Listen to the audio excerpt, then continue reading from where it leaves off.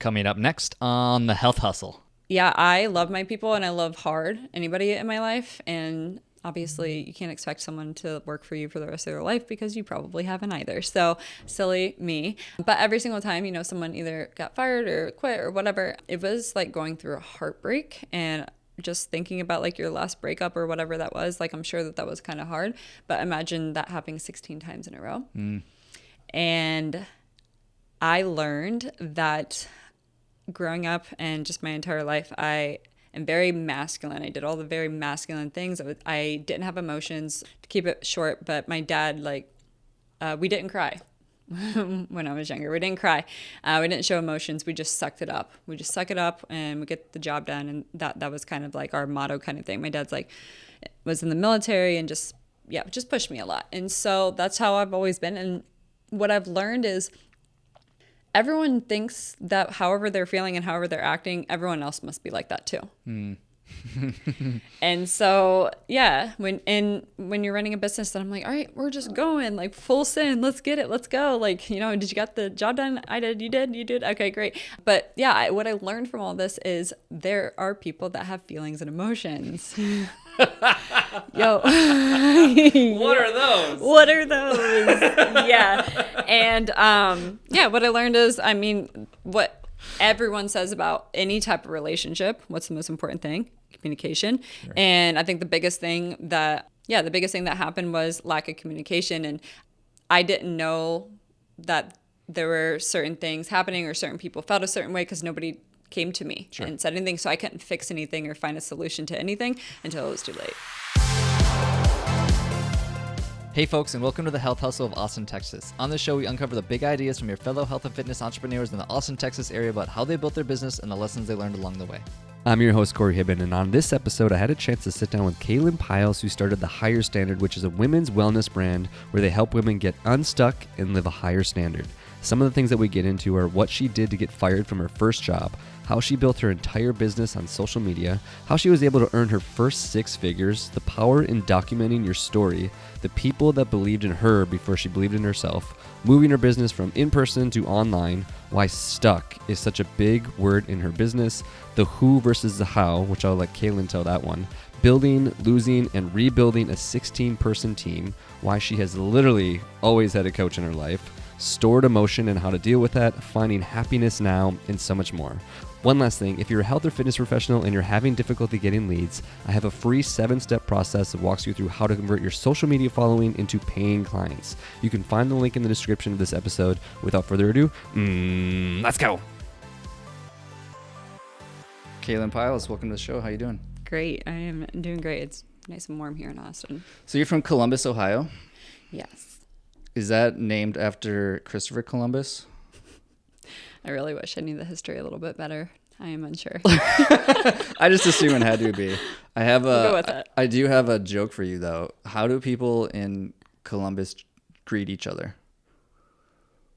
How? Ohio. Oh.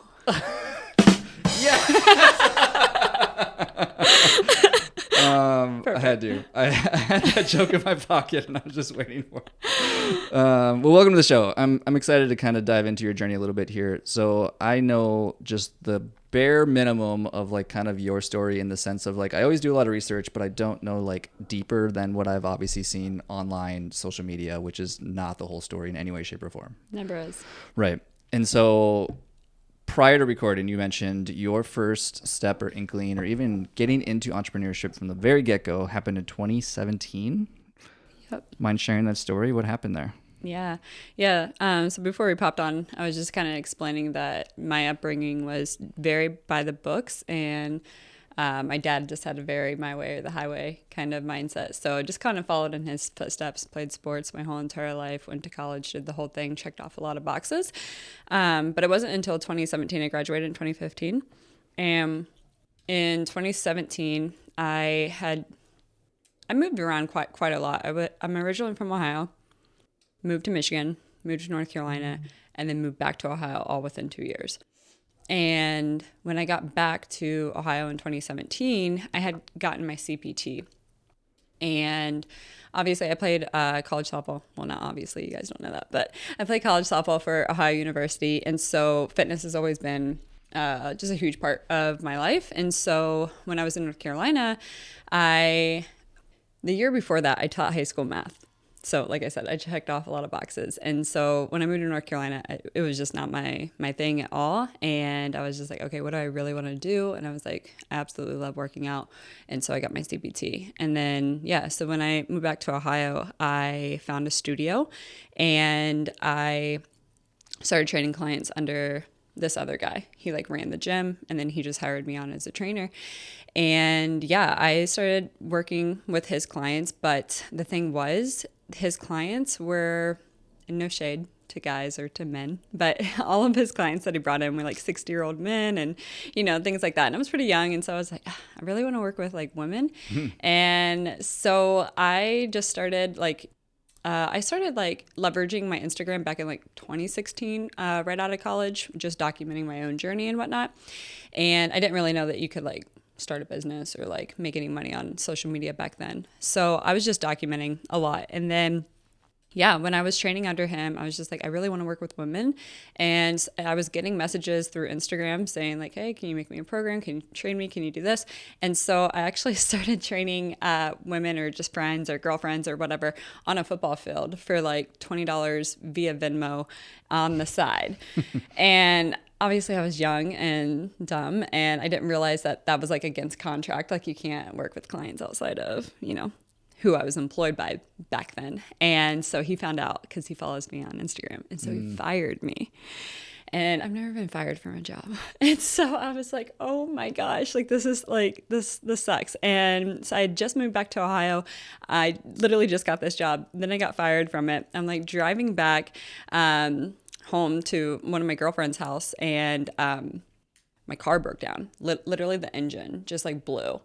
And I was like, oh my God, I don't have a car. I don't have a job. What in the world am I going to do? And obviously I just ate pizza, drank wine that night and like just kind of had a fit to say the least. But this is the part where the entrepreneurship comes into play because I kind of like had exhausted all my options of like I tried to check off the boxes and then this was just kind of like a sign of like things are not going well if you're continuing down this path. And so literally the next day I wake up and this guy slides into my DMs and he was like, hey, you really look like you know what you're doing. Like I would absolutely love to grab coffee with you and talk business.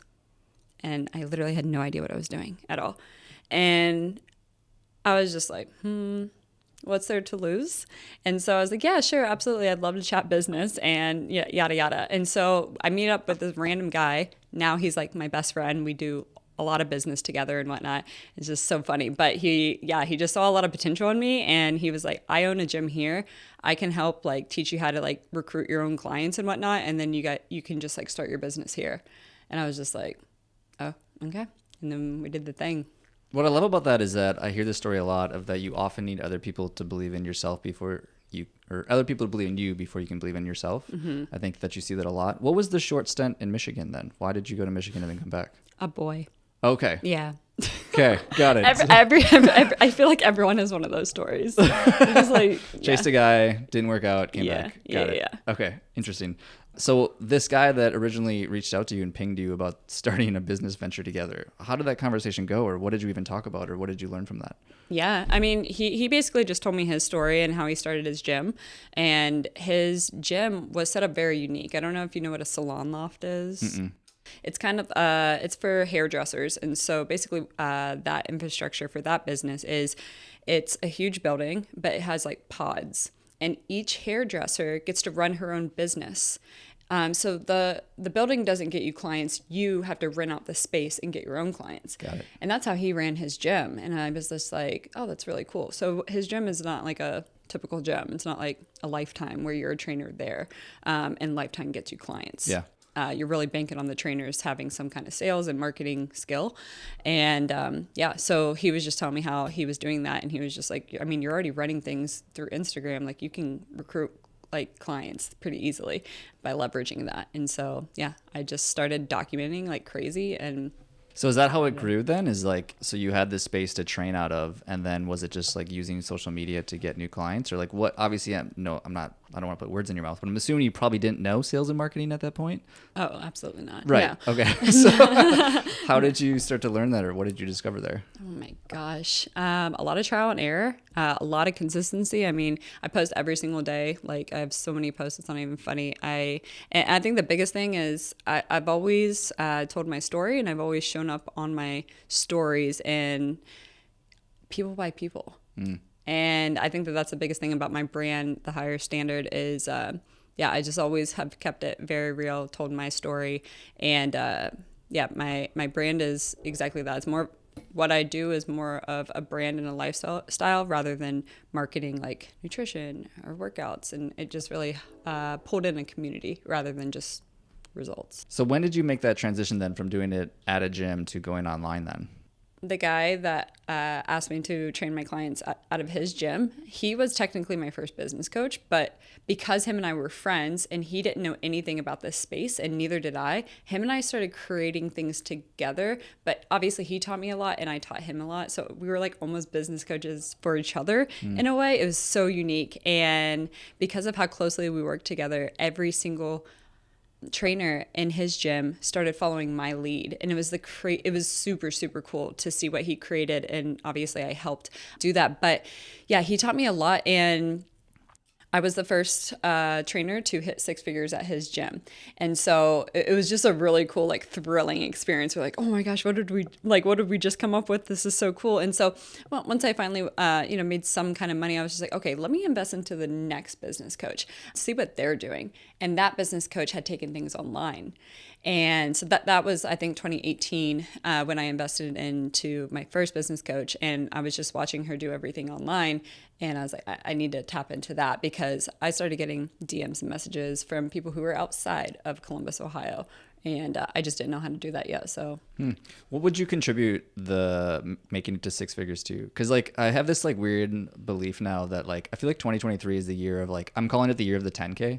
And what I mean by that is like I feel like everyone is trying to have like 10,000 followers or 10,000 newsletter subscribers or like $10,000 a month. It's like everything is pushing towards this like 10K number for whatever reason. And you obviously were able to do that at that gym. What do you contribute it to? I mean, obviously consistency, nobody wants to hear that answer, but it was a grind. Like, oh my gosh, it was a grind. When I was first starting my business, I was training clients, but then I was also waitressing. So I waitressed until midnight, and then I woke up at 6 a.m. to train clients. And it was just like this nonstop thing over and over and over. And I'm just so grateful. His name's Eddie. He's the guy that just really believed in me and saw a lot of potential in me. One day he like sat me down and he was like, "Why are you still waitressing?" And I was like, "Cause like I don't have enough money. Like, oh my, I'm like freaking out."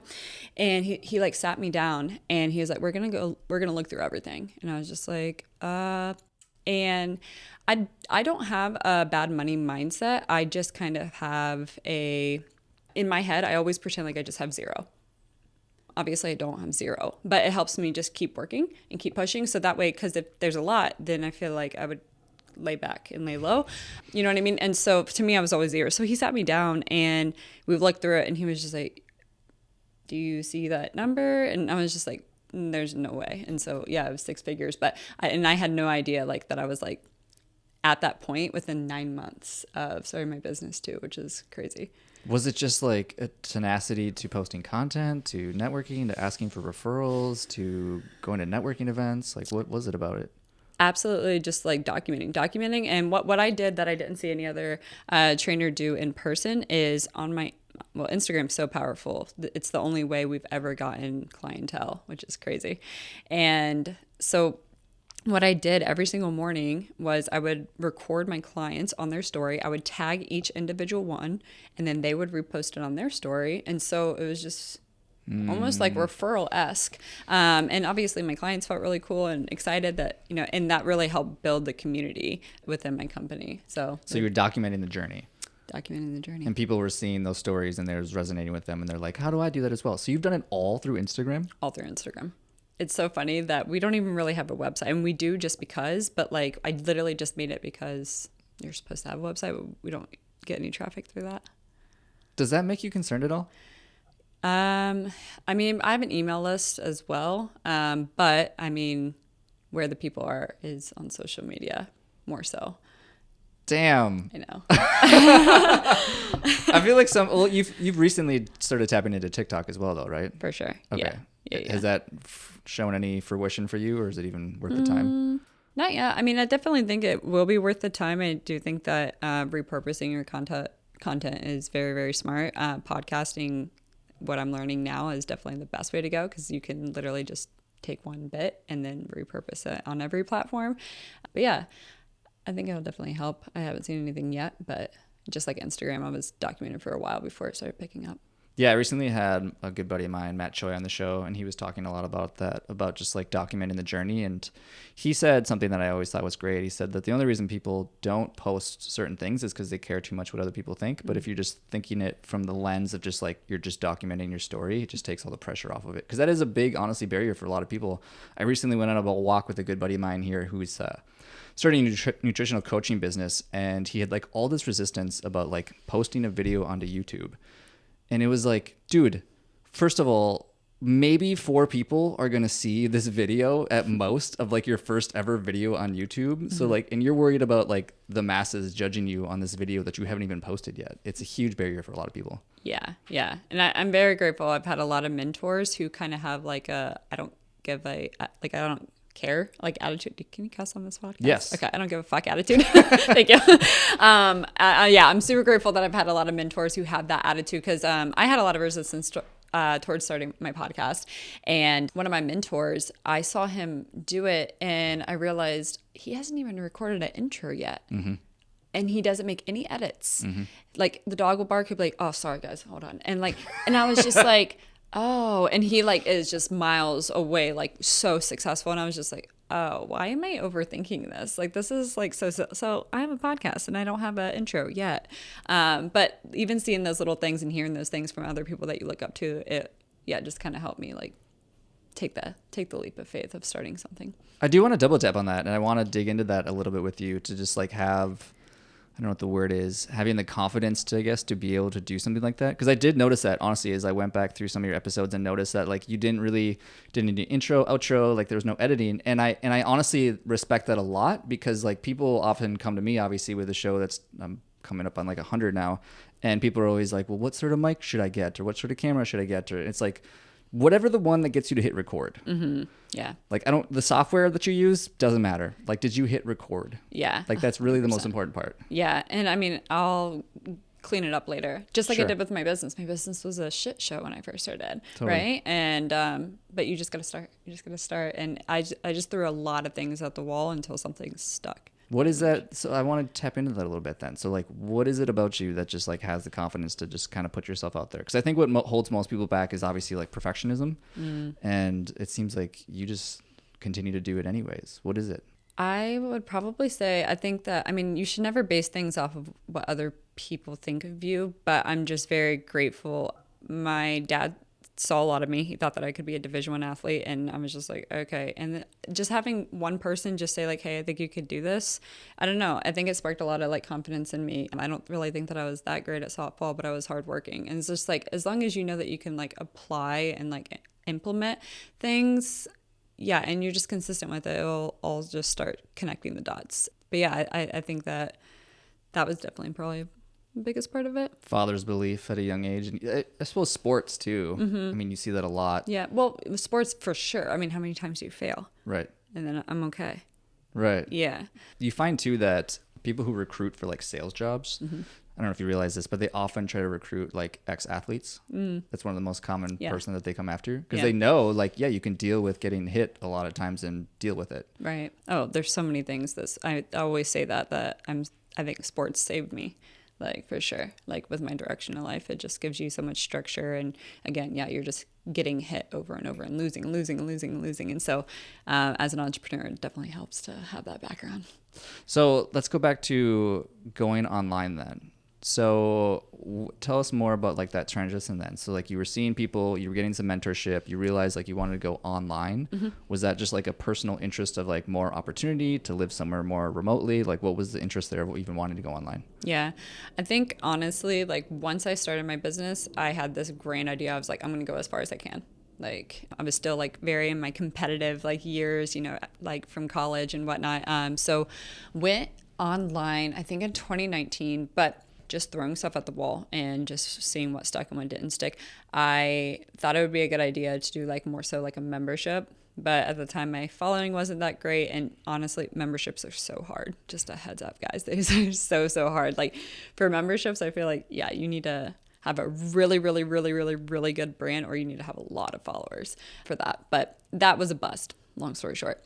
But so that was a bust. Didn't follow through with that. But so I started, I maybe got like one or two like online clients. I didn't know how to do that necessarily yet. And 2020 obviously forced us all to go that way. So I literally took my in-person clients and I was just like, hey, I can't train you in person, but I already have this set up. They didn't know that it wasn't very successful yet, but I have this set up and we're going to do this. So we're all not like sitting on our asses during this time, and we're still following through with our promises and, keeping in shape and being healthy. And so I converted all my in-person to online. So that kind of gave me a little leverage for marketing my online business since I had. And were you just doing like Zoom calls or something? Like what were you doing? Yeah. So there's an app that I program my clients' workouts on. So they had those to go off of. And then during the time, because I wanted to still keep my community tight, I did. Oh my gosh, I ruined my body into the ground in the year 2020. I was doing live Zoom workouts 5 times a week. And my clients got to pick and choose which one they come to, but I was doing every single one of them. So I was like literally dying. But that honestly absolutely saved my business, and it helped us have the crazy growth that we ended up having in 2020. Yeah, I'm sure that ton of work probably paid off with just like the community aspect of people probably just love the aspect of like, oh, it's live, it's in person, we get to do it right now, right here. Yeah. Once you figured out that you couldn't do that forever, then what? You know how things were in 2020. It was just nuts. So people were wearing masks outside while they were walking. They still do. What are you talking about?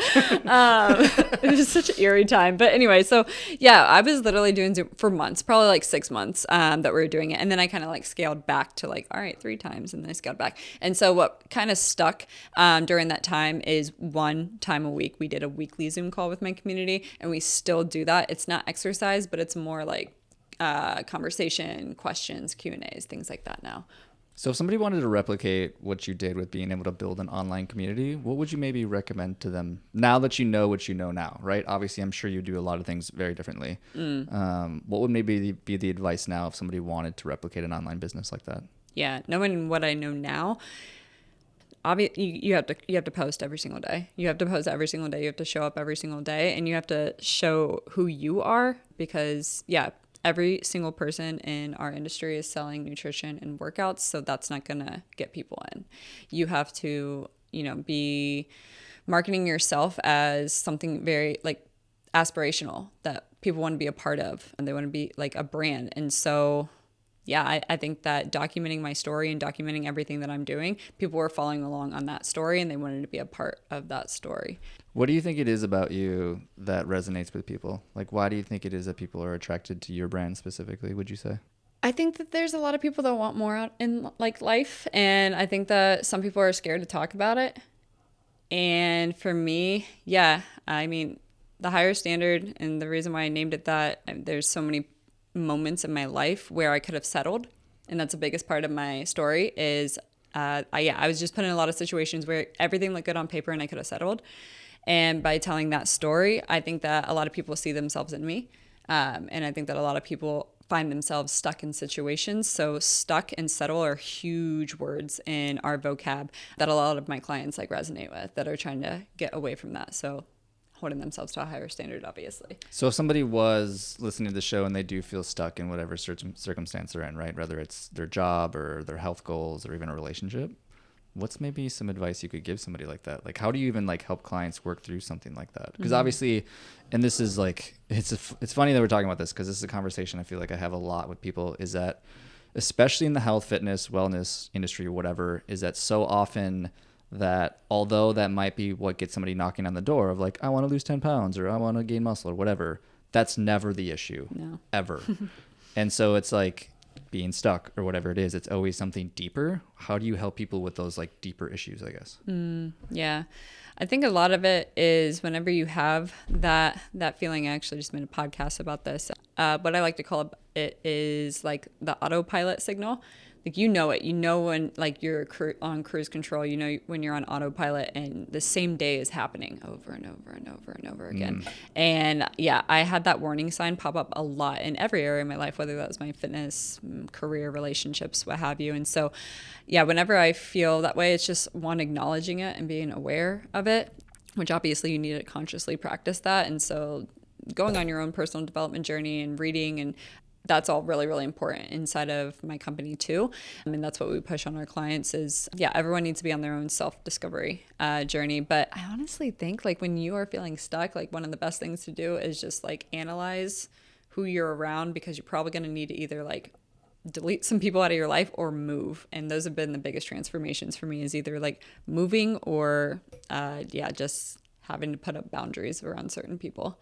I don't know where, I think it was, I don't know if it was my newsletter or a post I just did. I literally just talked about how the two biggest, it was because this meetup group I have tomorrow. So there's a big meetup group tomorrow. I think there's like 100 people RSVP'd right now, but like I was just posting it somewhere just to kind of help promote it or whatever. And I was talking about how like the two biggest influences on my life have always been the people and the environment, without question. Every chapter of my life has always been a direct result of those two things, of like where I'm at and what people are around in those locations. Is that what brought you to Austin then? Like, how did you end up here? Yeah, I really wish I could remember the book that I'm reading right now, because he actually talks about it. His name's Naval. I'm going to mess up his last name, but I'll have to give it to you. Navari? Is it the Sapiens guy? No, he's like... Is it the Twitter guy? Yes. Yeah. Okay, I know who you're talking about. Naval. I just go by Naval. I have no idea. I didn't even know he had a last name. I feel like people just know him as Naval. Like he's a startup guy from Silicon Valley. Exactly. That's him. But he hits on it. The book is amazing. It's brand new. He didn't even write it. Someone else wrote it about him. And I'm like, that's when you know you made it. Someone's like, hey, can I write a book about you? For real. So it's an amazing book. But he basically says the three most important things in your life are the people you're surrounded by, your location, and then obviously your career. Thanks. Yeah, and like the third one of like what you choose to do is honestly far more important than people realize. It's honestly one of the reasons that I love, to your point, like creating content or having a podcast show, and congrats on starting a podcast show, is because like that's something that can be created once but can be replicated a million times.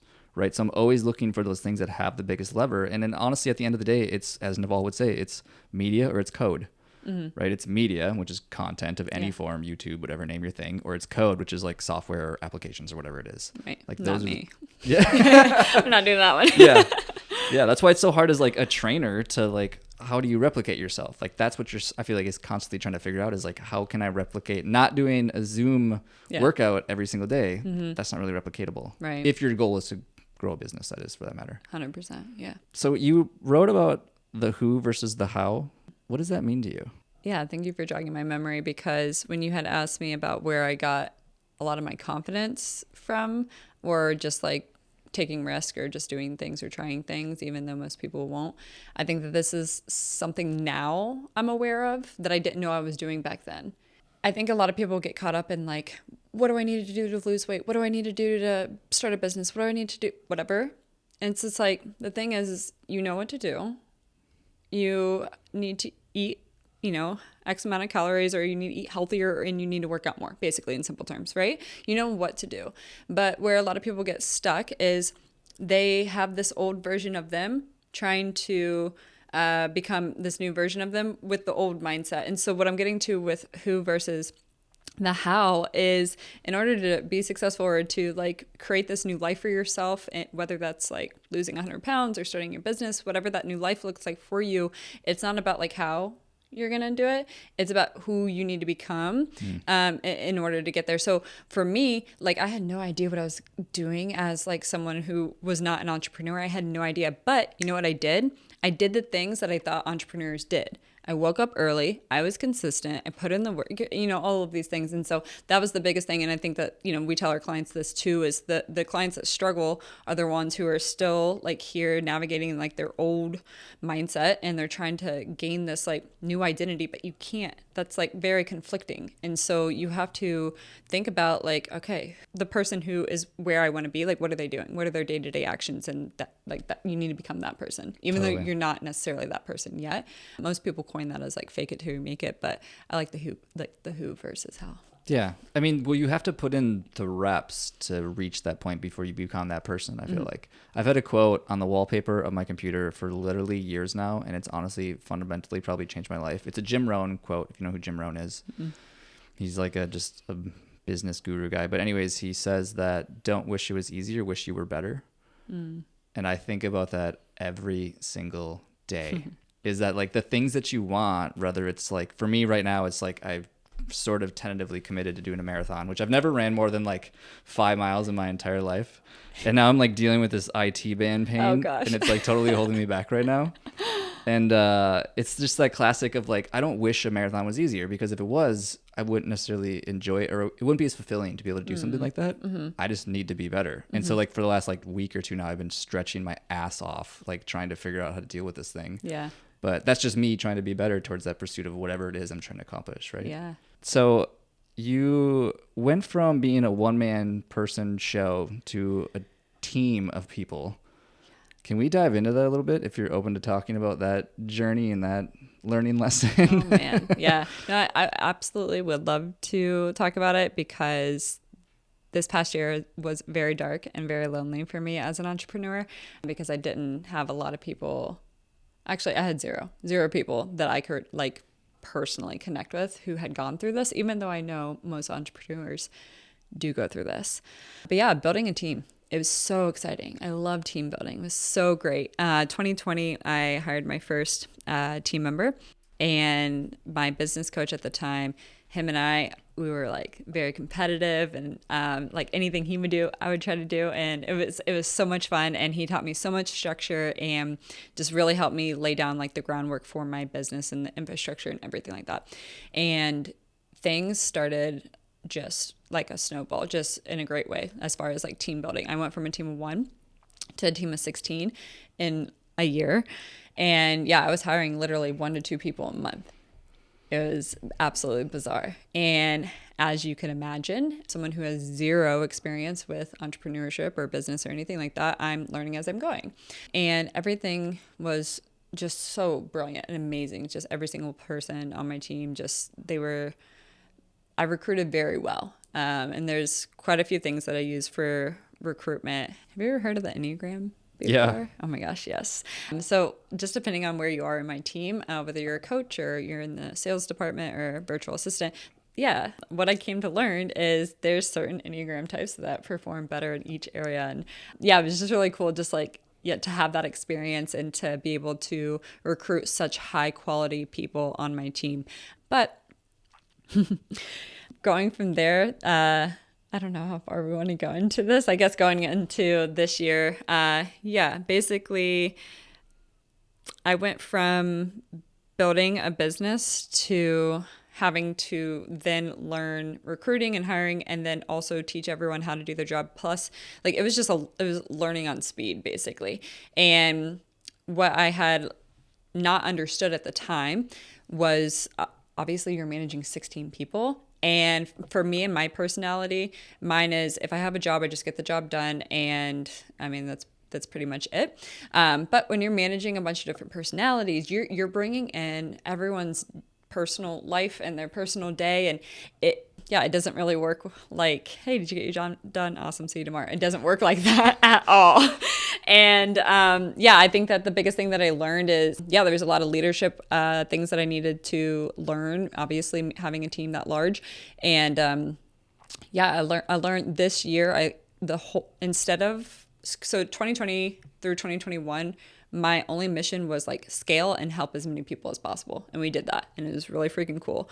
And then this year, I literally lost my entire team, and nobody prepares you for that. And I replaced every single person, but it was the hardest thing I've ever done in my entire life. I literally went from my team to a brand new team in under 6 months. So I literally replicated my business again, but in half the time. To say I'm on E after 2022 is like, yeah. But I had to take a step back, and again, it's just a learning lesson. And I had to take a step back and be like, hey, like this year you need to be okay with not scaling and growing. You will help as many people as you need to help, but you need to do this first. And so this entire year has literally, the only thing I've done and poured into my team is hiring mentors for culture, for leadership, for career pathways, for all of these things, and just really shifted my focus from like, growing and scaling and helping as many people to shifting my focus. Because like, you can't really help as many people as possible if like you don't have a steady foundation. So just making sure that my team is intact and everyone's like really taken care of and good is, just what I learned this past year. Well, thanks for sharing that. I have some thoughts on it, but I'd love to hear your thoughts on it first. Of how do you feel like that changed you, going from being a solo person running a business to hiring a team to losing a team to having to rebuild another team? Like, one, what did you learn from round 1 to round 2? And 2, like, how do you feel like that changed you? I am completely different. That's for sure.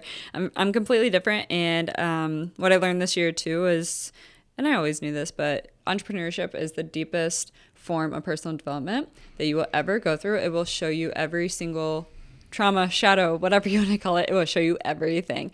And I didn't really realize that I had a lot of abandonment issues and people leaving me. Yeah, I love my people and I love hard anybody in my life. And obviously you can't expect someone to work for you for the rest of their life because you probably haven't either. So silly me. But every single time, someone either got fired or quit or whatever, it was like going through a heartbreak. And just thinking about like your last breakup or whatever that was, like I'm sure that was kind of hard. But imagine that happening 16 times in a row. And I learned that growing up and just my entire life, I am very masculine. I did all the very masculine things. I didn't have emotions, to keep it short, but my dad, we didn't cry when I was younger. We didn't cry.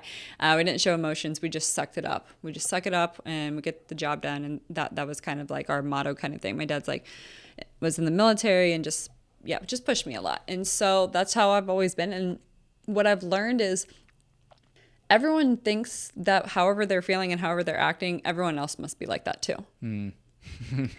And so, when you're running a business, then I'm like, all right, we're just going like full send. Let's get it. Let's go. Like, did you get the job done? I did. You did. You did. Okay, great. But what I learned from all this is there are people that have feelings and emotions. Yo. What are those? What are those? Yeah. And what I learned is, what everyone says about any type of relationship, what's the most important thing? Communication. Right. And I think the biggest thing that happened was lack of communication. And I didn't know that there were certain things happening or certain people felt a certain way because nobody came to me and said anything. So I couldn't fix anything or find a solution to anything until it was too late. Until, things got bottled up or whatnot. And that's kind of how it went. So I really, truly think that I'm so grateful that this happened, even though, oh my gosh, that was literally the hardest thing I've ever gone through in my entire life. But it really helped me break down finally and to feel. And I still have way more processing to go. There's no way I'm over that yet. But it sent me on this journey of, getting in tune with my body, getting in tune with my emotions and my feelings. And I'm very, very, very grateful to my boyfriend, who is one of the most empathetic people you've ever met. And that is very foreign to me with my upbringing. So him even just like watching all this happen and like kind of pushing me to cry or whatnot. And I've hired a feminine coach as a mentor this year too. And so I'm just learning a lot about just finding a better homeostasis for masculine energy and feminine energy, and just being a more balanced like CEO entrepreneur, because it's important to have both. So the reason that I laugh is because like I can so relate to that. It's obnoxiously hilarious. I often joke that sometimes I'm like, do I even have feelings? Like sometimes I just like feel like a robot, like jamming everything down. Yeah. Which is, I think, why a shout out to a really good friend of mine here in town, Chris Bates. He's become like one of my closest friends, and I've only just met him, but he again falls in that category of just like incredibly empathetic, and I think that's why I enjoy being around him, because it helps, I think, with some of that stuff. Yeah. So is Ohio technically in the Midwest?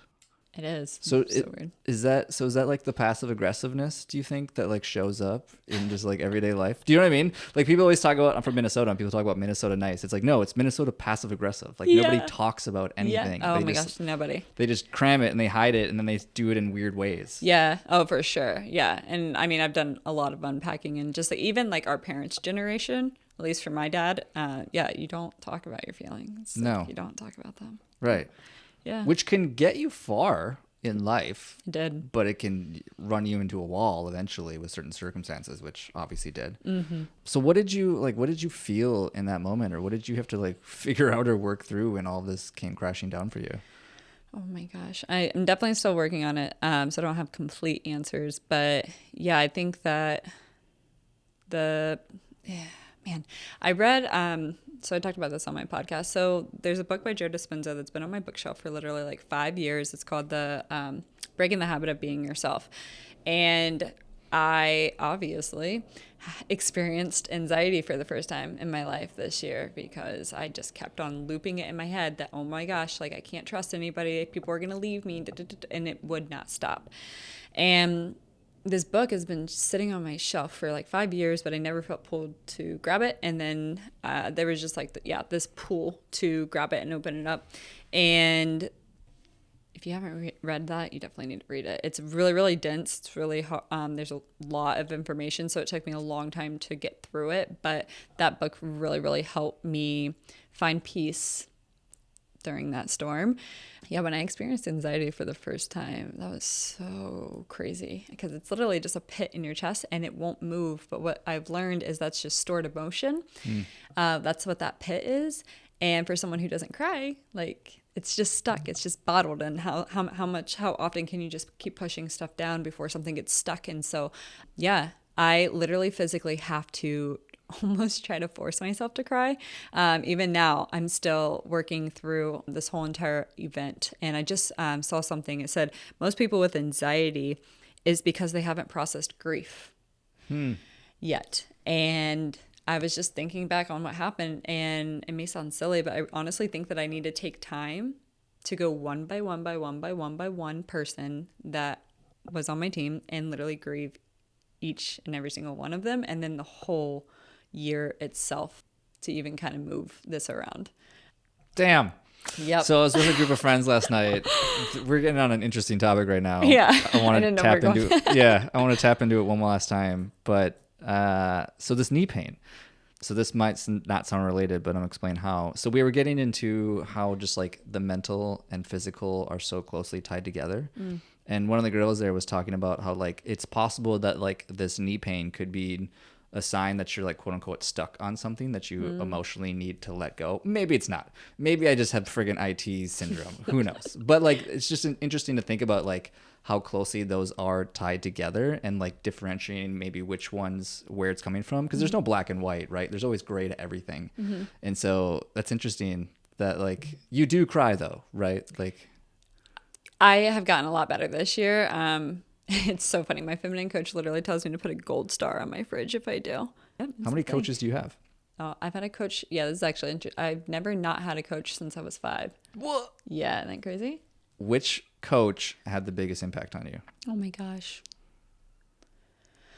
You've never had a coach since you were 5? Yeah. I know. Well, that's probably definitely a thing that makes what I do maybe feel a little bit more natural, is just because I've always had a coach. So it's like a no-brainer for no wonder you're so competitive. Me to have this service of a coaching business, you know? Yes. Yeah.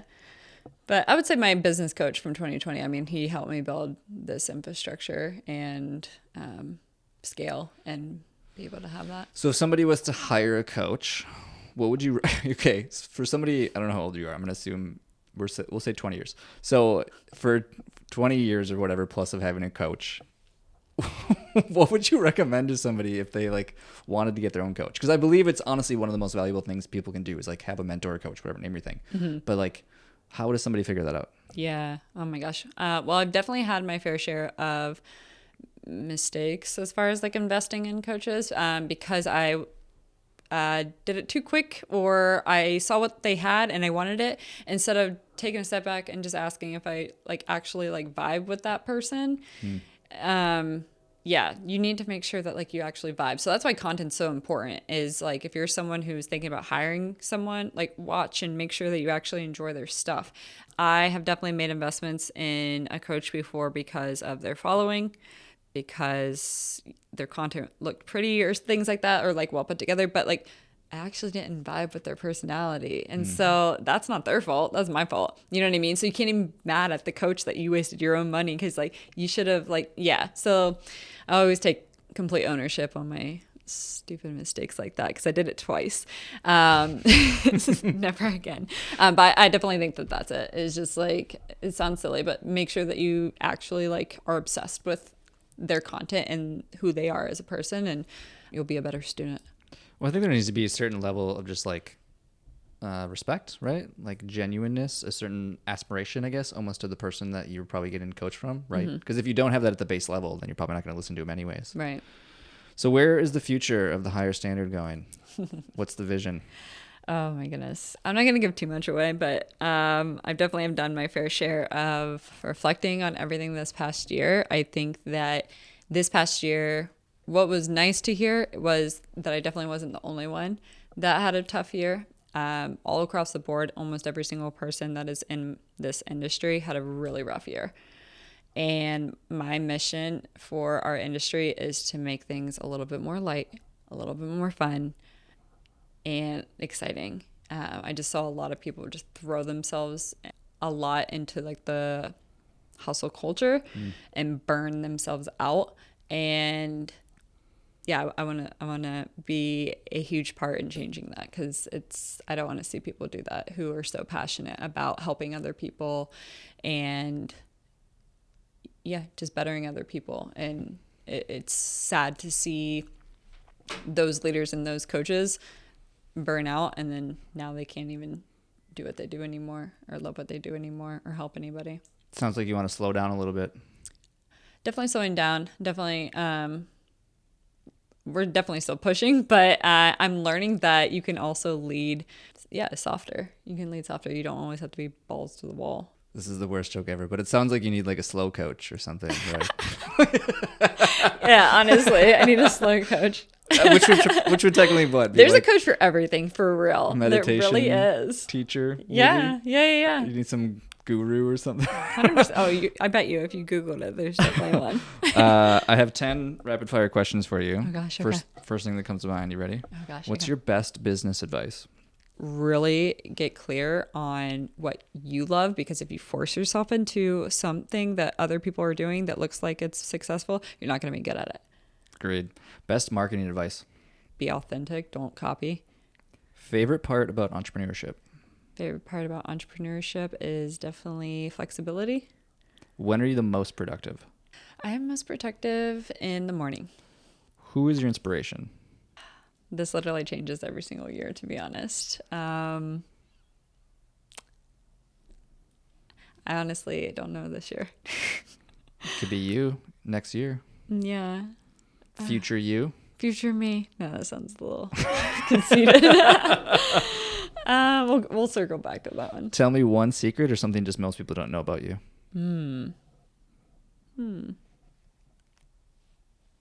If I tell you a secret, it won't be a secret anymore. Exactly. People don't know about me. Oh my gosh. I feel like I'm a pretty open book, and I pretty much just shared a lot of things that a lot of people don't know on this podcast. Really? Yeah. Well, good. I'm glad. I shared a lot on here that I have not shared the details of, so you guys got a lot of my secrets. Do you have anything small like? Oh, my middle name's Dakota. Dakota. Mm-hmm. That's great. I like that actually. Yeah. I'm not gonna go down that road. What would you change about yourself? I'm working on it right now, but being softer, and I think that'll help me be more creative and whatnot too. What's one app or resource that you're using right now that you'd recommend? Superhuman app. It's a meditation app for people that are on the go. So they do meditations while you walk, while you're doing your makeup, like, so you can kind of multitask but do it at the same time. Oh, that's cool. Uh-huh. That seems like more practical too. If you can learn to do that in the hustle and bustle of life, that's probably more applicable than needing to sit in quiet and silence for 20 minutes or whatever. Yeah, I think the silence one definitely does you a little bit better, but you know, do what you can. When were you the happiest? Crazy enough, probably this year. I mean, I think that business-wise, things were absolutely nuts, but I'm just so grateful for my personal life. Yeah, I couldn't have gotten through this year without that. Awesome. Yeah. What's your favorite part about Austin? Oh my gosh. I want to say the people I love, like literally what brought me here were people that I met on the internet, and they're all entrepreneurs. And then I come down here and literally everyone's just doing something so cool. Like so cool. Like you'll meet anyone and they're just doing craziest things. It's really cool to just be around other people that are on a mission. Yeah. I'd say 95% of the time that's the answer that I get from people. Yeah. Are the people. Yeah. No question. That's so funny. I have one last question for you. But before I ask that question, I just want to acknowledge you for showing up today and just being honest and authentic and sharing your story and telling people the journeys and the struggle and the challenges and coming from Ohio to Austin to join us here today. And I just wanted to say I appreciate that. Thanks. Thank you for having me on. For sure. Before I ask my last question, what's your plug? Where can people find you? Instagram. You guys know that. We don't have a website. I'm just joking. You can find me at Kaylin Pyles on Instagram, or if you're interested in The Higher Standard, we're just the higher.standard on Instagram. And pretty much every single, whatever platform, at Kaylin Pyles, thankfully. And you have a podcast show? Oh, I do have a podcast, and it's called Raise the Standard. You can find it on Spotify or Apple. Perfect. So last question. Really what it is, it's your best piece of advice. So like if you were to start over from ground zero, or you were to go back to your younger self when you were just starting this online business and like getting into coaching and training and being a business owner and all the things, what would maybe be the best piece of advice you could give to somebody or even to yourself back in the day? I think the best piece of advice I'm giving to myself now and back in the day is to be happy now. Be happy now. Just being happy, and instead of like getting out of that mindset of I'll be happy when I make this much money, or I have this many people on my team, or when I lose this much, or whatever. Be happy now. So like every single thing that you do is just like fun.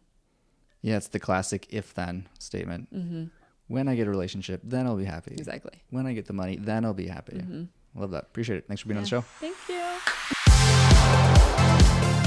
Hey friend, thanks for listening to the show, and if you have any feedback for me about the show or any other guests that you'd want to see in the show, definitely shoot me a message. I love engaging with my audience and figuring out how I can provide the best value possible to the people listening to this show. Before you go, I only have one ask of you, and that would be to check out my 3 Tips Tuesday newsletter. It's 3 marketing tips every Tuesday specifically for the health and fitness entrepreneur to help them attract new leads. If you press the link in the description, it'll take you directly to the archive of all my previous newsletters, and you can decide for yourself if it's something for you. If you end up finding it helpful, you can just sign up for the newsletter and you'll get it in your inbox every Tuesday. Thanks again, and keep hustling, my friends.